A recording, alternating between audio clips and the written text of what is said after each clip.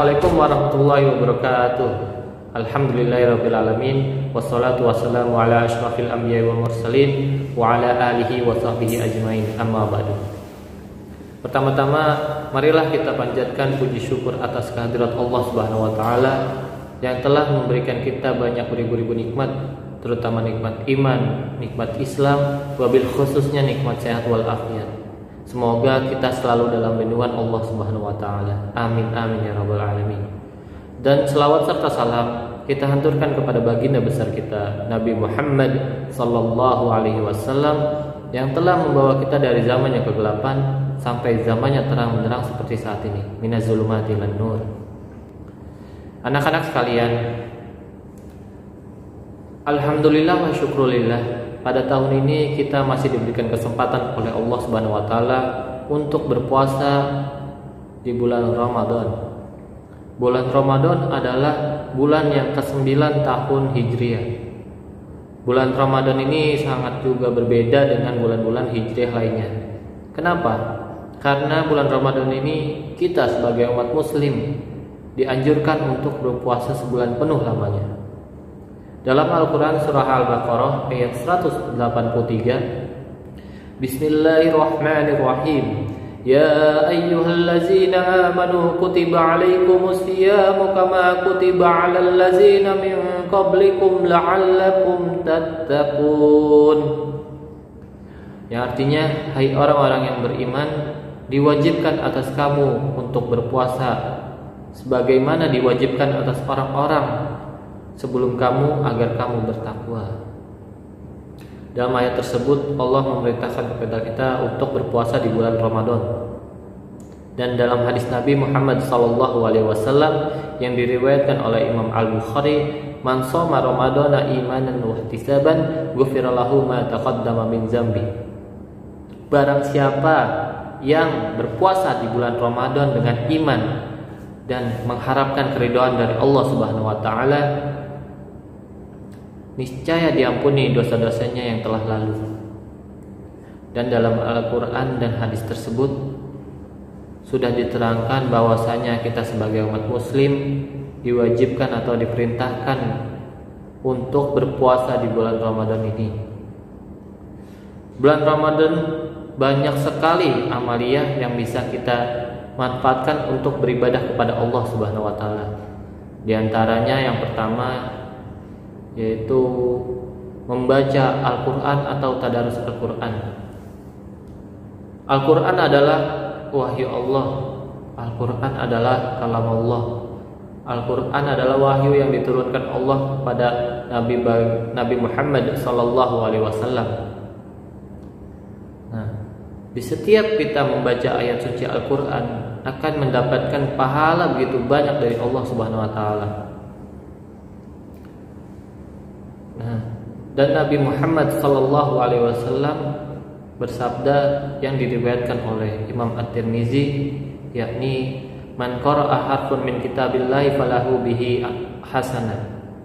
Barang siapa yang membaca satu huruf saja dari Al-Quran, maka baginya satu kebaikan. Wal hasanatu bi asyri amsalihha. Dan satu kebaikan itu akan dilipat gandakan menjadi 10 kebaikan. La aqulu alif lam mim harfun. Aku tidak mengatakan alif lam mim itu satu huruf.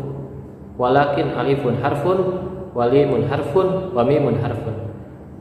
Akan tetapi alif itu satu huruf, lam itu satu huruf, dan mim itu satu huruf. Hadis tersebut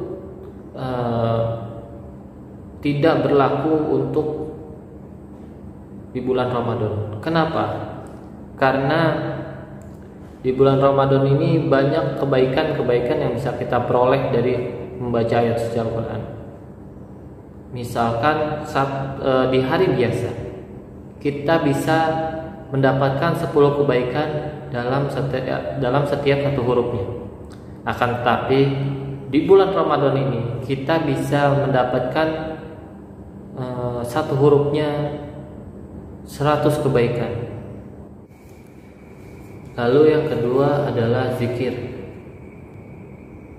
Zikir itu untuk menambah dan meningkatkan iman dan takwa kita kepada Allah Subhanahu wa taala. Begitu pula menjaga lisan kita dari hal-hal negatif ataupun hal-hal yang kotor. Maka dari itu di bulan suci Ramadan ini lebih baik kita perbanyaklah zikir, karena untuk meningkatkan takwa kita kepada Allah dan dijaga lisan kita dari hal-hal yang negatif ataupun hal-hal yang kotor. Lalu yang ketiga adalah sedekah. Sedekah yang bersifat umum, entah dari tenaga, materi ataupun semacamnya. Maka dari itu di bulan Ramadan ini sebaiknya kita bersedekah selagi kita mampu untuk bersedekah dengan cara niat ikhlas. Semoga apa yang kita niatkan tersebut menjadi keberkahan buat diri kita masing-masing dan menjadikan puasa kita yang berkualitas. Itulah amalan-amalan yang bisa kita peroleh di bulan Ramadan. Semoga apa yang kita niatkan dan kita jalankan diterima oleh Allah Subhanahu wa taala, dan semoga kita termasuk orang-orang yang dirindukan surganya. Amin amin ya rabbal alamin. Dan ada 4 golongan orang yang termasuk yang dirindukan oleh surga. Dalam sabda Nabi Muhammad SAW yang diriwayatkan oleh Imam Abu Daud, Imam At-Tirmizi dan Imam Ibnu Abbas, Al-jannatu mustaqatu ila arba'ati nafarin, ta'lil Qur'an wa hafizul lisan wa mut'amil ji'an wa shaimina fi syahr Ramadan. Ada 4 orang yang termasuk dirindukan surga.